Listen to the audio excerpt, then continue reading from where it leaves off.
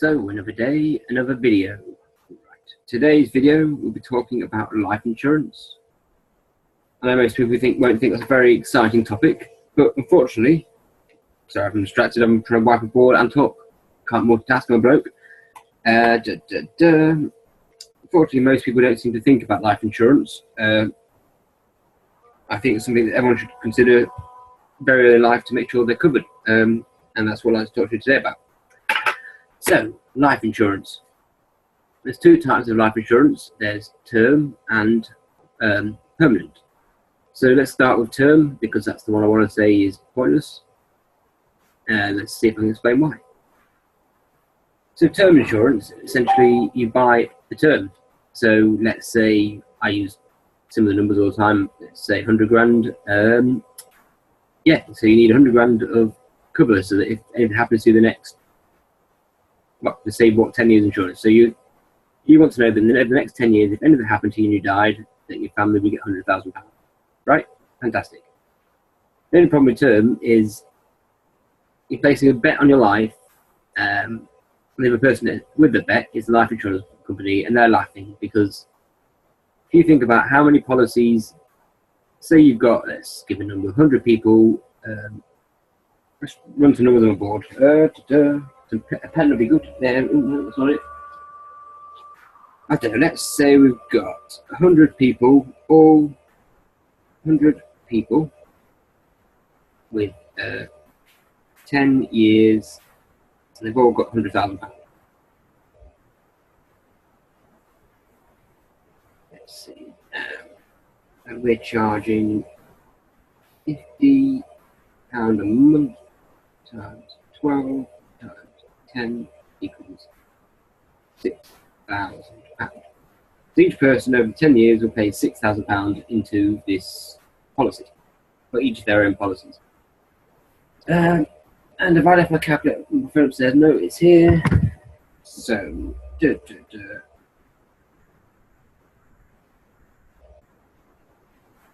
I know the number ahead, but I'd just like to check. £6,000 per person times 100 people equals £600,000.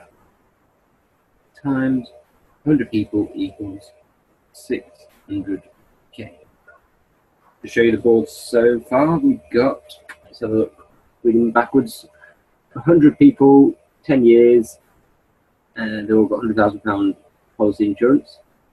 So let's say they're all paying £50 times the 12 months times 10 years equals £6,000 each, times the 100 people, that's £600,000 that the life insurance company will receive in insurance proceeds. Let's see, out of those 100 people, how many do you think will die? 1? 2? I mean, obviously, let's assume these are all in their 20s. So the majority of people are going to survive, let's be honest. Let's say one person dies. Within that year, within that 10-year frame, out of those 100 people, one person dies. So the company have brought in 6. Start again.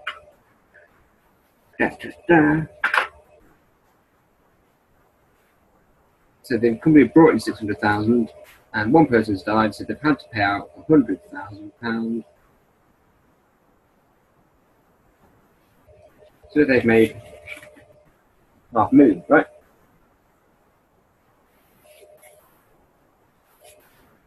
So great for that person who's died within that 10 years, because he's got a payout. Well, he's won his bet. He's won his bet, he's lost his life. Worth it? I'd say not. But what about these other 99 people after the 10 years? They're not dead. They still want insurance, so they get a requote. So now they're paying, let's say, the premiums all gone up. They're all now 30, not 20. So the premiums got up to £75. £75 times 12 times 10 equals £75 times 12 times 10. £9,000 this time, so each person's paying £9,000 over 10 years. We've got 99 people left because one person's dead. So over the next 10-year span, let's times that by 99 equals times 99 people. So this time, the total proceeds over 10 years are 891,000. And let's say this time 2 people die.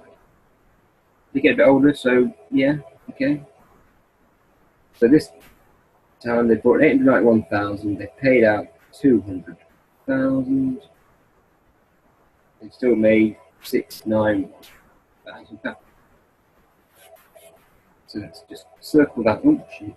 Circle that number. Circle that. Right. So in the first 10 years, they made 500,000 profit. Over the next 10 years, they made 691,000 profit.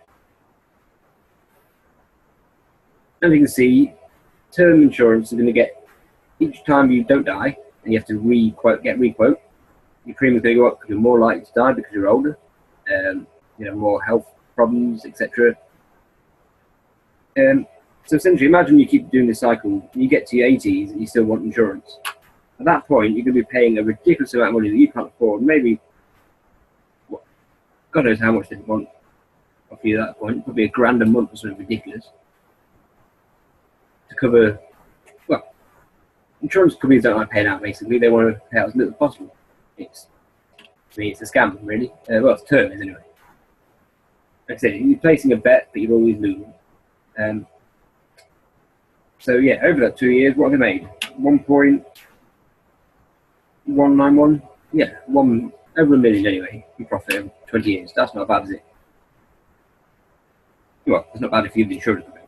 It's bad if you took term in your life, you know. So let's rewind that. But yeah, so imagine that, say the 100k you need policy when you really need it, when you're dying, when you're actually getting older and you're more likely to die and closer to death, and that's when you need the policy, is when it's so unaffordable that you can no longer afford to maintain a policy and therefore stop paying in it and die and get no money. Does that sound like a good deal to you? Doesn't to me, so that's not what I would recommend anyone do. If you speak to a financial advisor, I said in another video of mine, they'll tell you to buy term and invest the difference. But you've got that problem. So let's rethink this instead. Right, clean board, clean start. I don't know. I've lost my pen. There it is. So, one thing for sure in life is going to die, isn't it? 100%.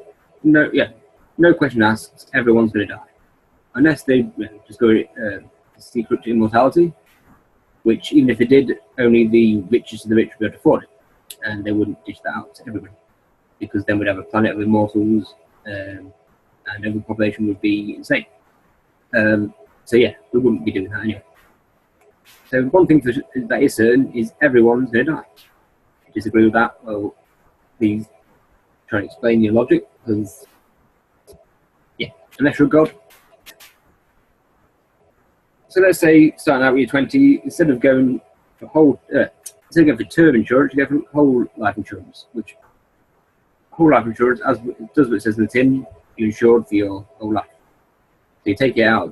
The earlier you take it out, the cheaper the premium is going to be, because it's based on your age, health problems, etc., etc.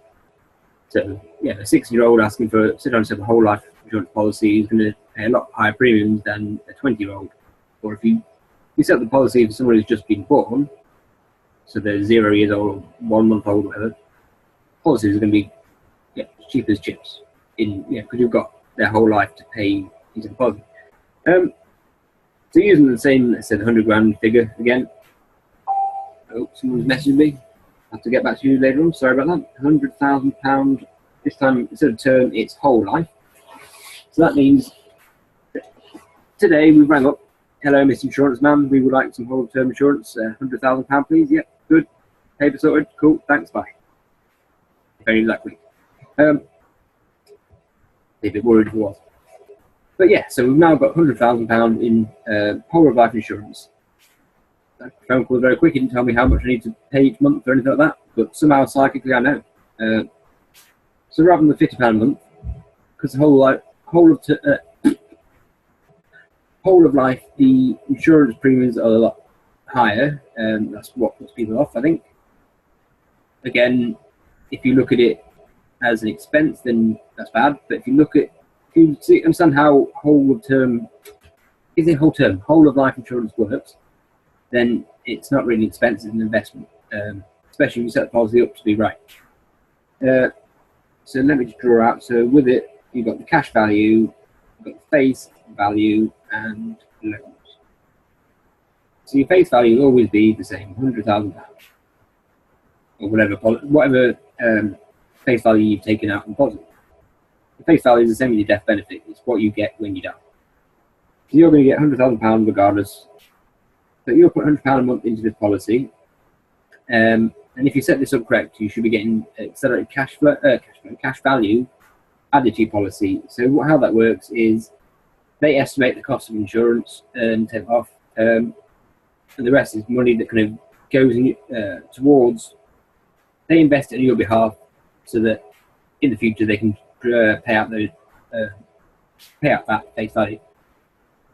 So let's say it's £100 a month.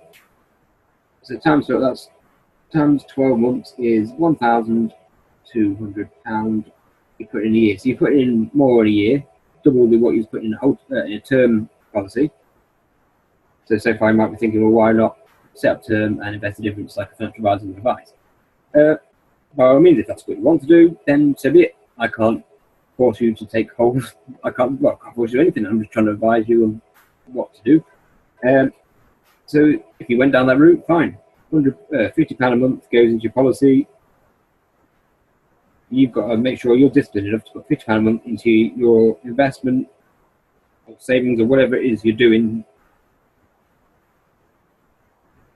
But let's say you put that in the stock market, and then just when you're about to retire, there's a financial crash and the stock market plummets by 40%. That £50 you've been putting away for the last, let's say we're 20, and let's say we need it when you're 80, so that's 60 years. Okay, so 1,200 divided by 2 to get £600. £600 a year times, so you're 20 now, and you're 80, so 60 years.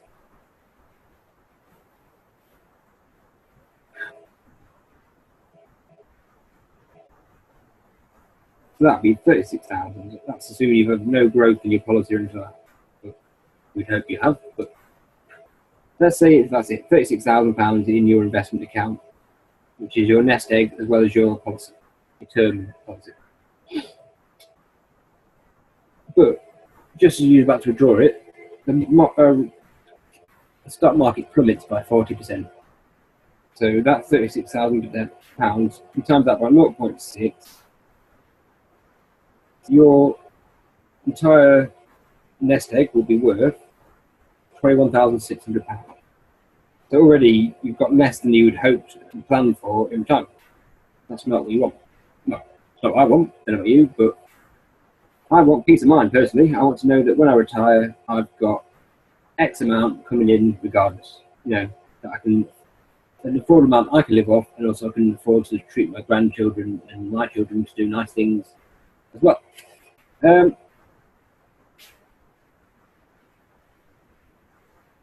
what are the benefits of whole term? I mean, I'm talking about a very specific policy here, just so you know. Let me go back into talk about mutually owned insurance companies. This is a model I want to adopt for my banking system. But mutual owned basically means that it's owned by the policyholders. So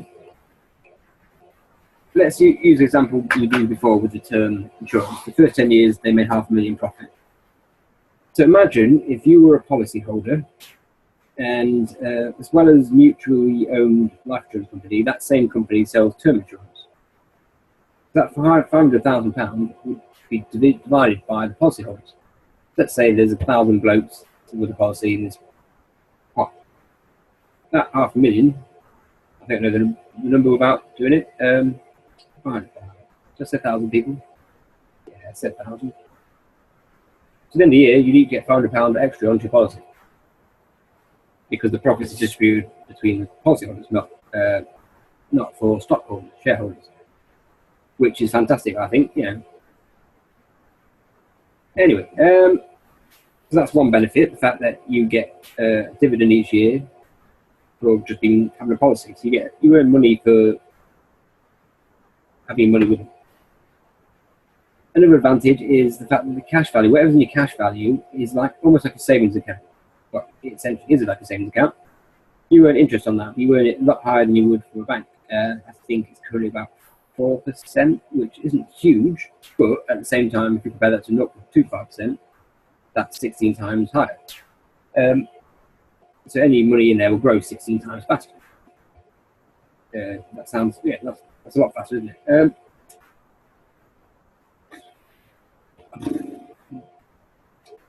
So your cash value will grow, and also you can take out loans against your cash value. Just as, the against is, I want to make sure you understand that you don't withdraw it. Excuse me. You don't withdraw from the cash value. So say you've got £10,000 sat in your cash value.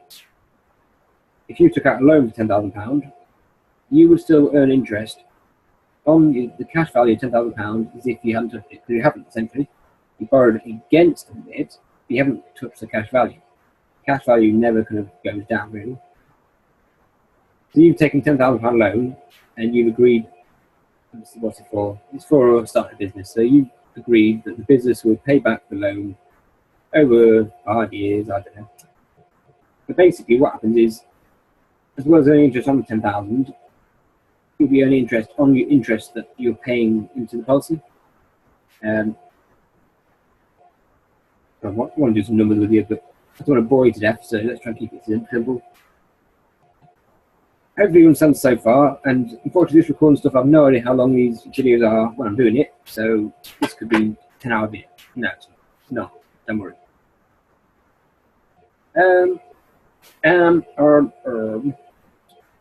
So where are we? So I don't want to confuse you too much, so let's leave it. That's an intro to insurance. I would like to continue this discussion further on down the line, but that will do for today. So thank you for listening, and goodbye.